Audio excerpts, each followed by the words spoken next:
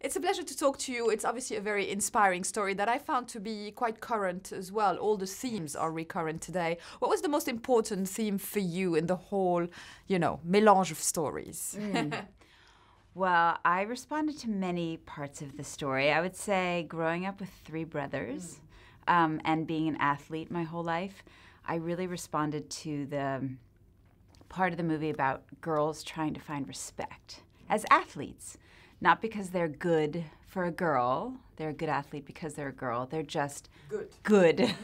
So I really love that part of the movie, I have to say. Being a tennis player as well. I love the tennis in the movie. I'm very excited that tennis is being portrayed in such a great light, and that I get to hang out with Billie Jean King for a few months. Publicizing the movie has been just incredible. Getting a lot of serving advice. Yes. Well, she did compliment your tennis I was hands. I know, that was really nice on of the her, car. even though she's never seen me play. But that's okay, we'll just let that go.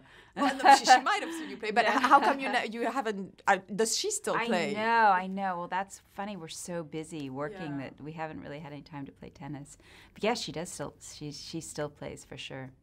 You start as an interesting woman whose kind of position in real life mirrors her husband's actions in a way that's very interesting. So tell us a little bit about Priscilla and her dynamic with Bobby. Well, Priscilla was a woman of the times. She's somebody, I think, who's a little bit frustrated that she's trapped in this world of being a housewife and taking care of the house and taking care of her husband. I feel like there's daughter as well. and a son, yeah. No, and being herself a daughter of exactly. Sorry, yeah. Yes, and herself being a daughter of a very, wealthy father who has sort of trapped her into that role as well. But the one nice thing I think about Priscilla is that she has money, and Bobby and Billy. Isn't it funny? Every once in a while I'm like, Bobby, Billy. Priscilla does have a lot of money. She's inherited money. And I think in her relationship with her husband, Bobby Riggs, she is able to have a certain amount of control over him. And I find that dynamic really interesting. Yes, exactly, because what happens behind the scenes kind of informs what happens. Yeah, that here he was sort of portraying the male chauvinist pig. I don't think he really was that person. I think he used that persona as a way to gain attention. But how funny that he's out there portraying that person, and in fact, I'm really the one who's bankrolling him. Exactly. Anyone still alive, or how much information can you get about them? Well, Priscilla did pass away, and obviously Bobby Riggs had passed away. I was able to read his book. He doesn't really talk about her much in his book. I think he definitely, wonderfully, in some interviews, talked about his love for Priscilla.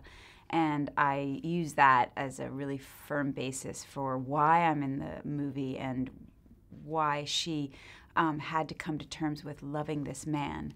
And I find that fascinating, that she loved him.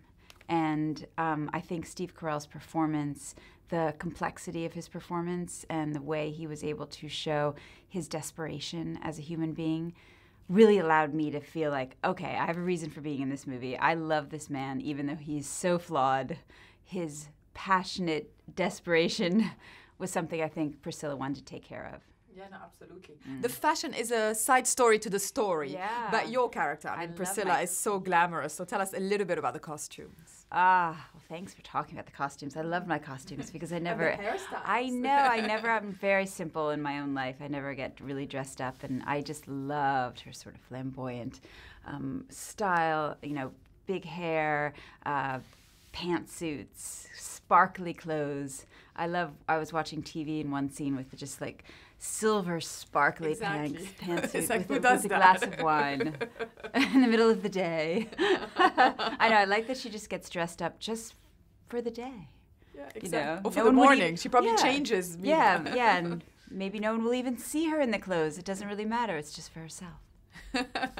Everybody would expect Steve Carell to be a comedian in real life as well. He's very serious about his craft, and he is, as you said, capable of giving the dramatic pathos to a character as well as the comedy. Yes, he's a brilliant actor, and I feel so fortunate that I got to work opposite him because when you're an actress, all you want is somebody to listen to you and to give you an emotional feedback so that there's an authenticity to that interaction. And it was so nice to work with somebody who I didn't get to know very much. And 2 days later, we had to do a scene that was very emotionally intimate, and to look into his eyes and understand that there was such a deep connection, and he was giving me so much emotion and depth in his performance. It was really a joy to work with that. Yeah, and he's genuinely a very nice guy. I mean, I don't know him personally. I know. I'm so bummed he's not here for you guys to all meet, because he really is such a great guy. Yeah, I've interviewed him a couple of times. Oh, and you he's have? very Yeah, endearing, right? and, Isn't he so sweet? He's so sweet. Yeah, and just very authentic and normal, and yeah.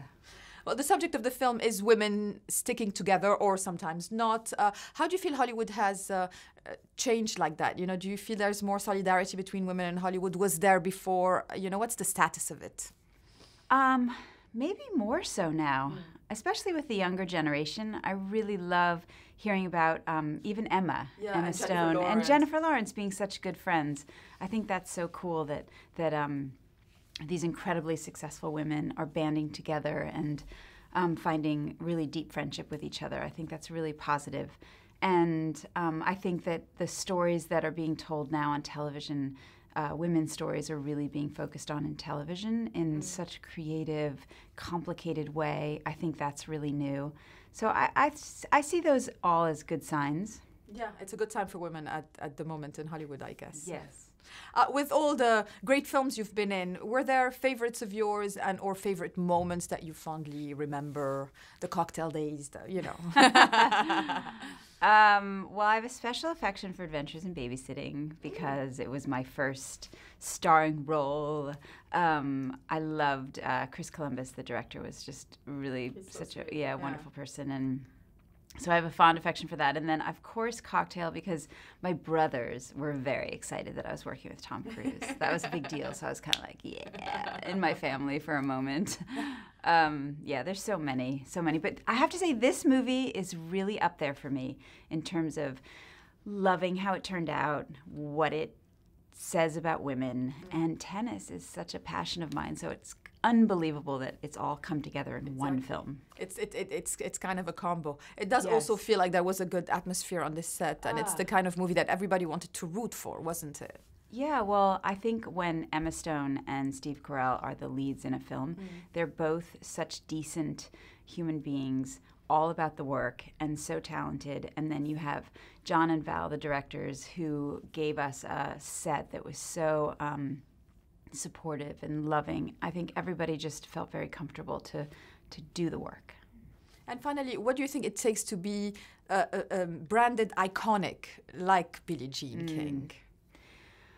Well, I think she, in some ways, I think she's very grateful that she's been given that mantle because it's allowed her to do so much good in the world. And at the same time, I feel like when you're branded something like that, you're always fighting against it. What's wonderful is when you hear her talk, she just wants to just get rid of that myth, and she wants to just talk about, where she came from, and she came from a very blue-collar family, and, she just learned these really good values, and her dad was a firefighter, and so she really wants people to understand that she's just a person who, just like everyone else, stood up for something important, so she wants you to know that you can too.